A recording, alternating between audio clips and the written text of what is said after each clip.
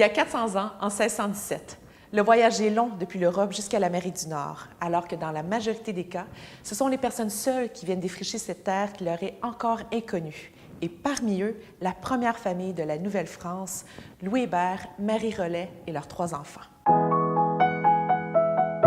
La famille Hébert-Rollet, c'est la première famille à venir s'installer en Nouvelle-France. La famille arrive à Québec en 1617.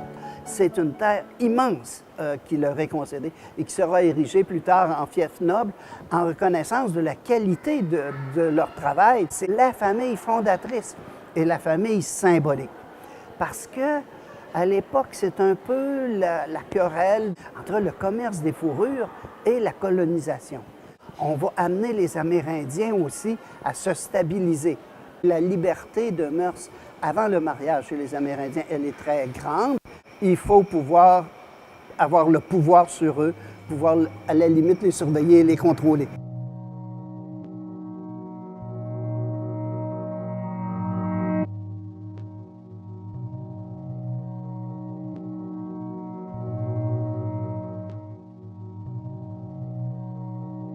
Louis Hébert fait ami-ami avec les Amérindiens, en particulier au départ avec un grand chef Micmac qui s'appelle Membertou. Mais pourquoi est-ce qu'il fait ami?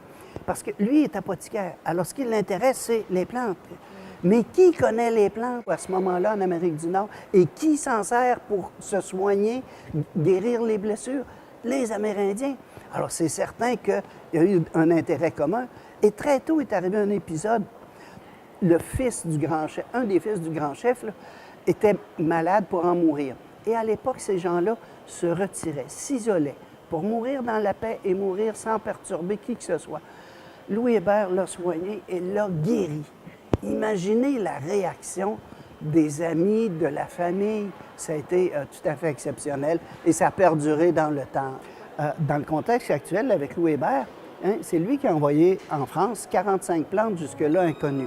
Et c'est donc l'innovation scientifique et l'internationalisation du savoir.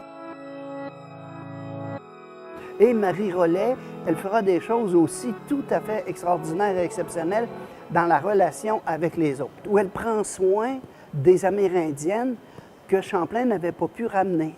L'ouverture était totale, là, sans réserve.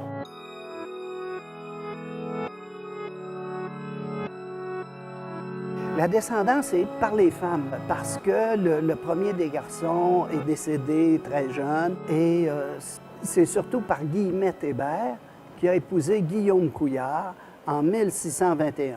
Et aujourd'hui, on a compté, je pense, 6300 familles de Couillards. Dans la descendance, évidemment, les Couillards sont très importants, d'autant plus importants dans le contexte actuel, puisque le premier ministre du Québec est un descendant direct de la famille Hébert, Rollet et, évidemment, Guillaume Couillard et Guillemette Hébert.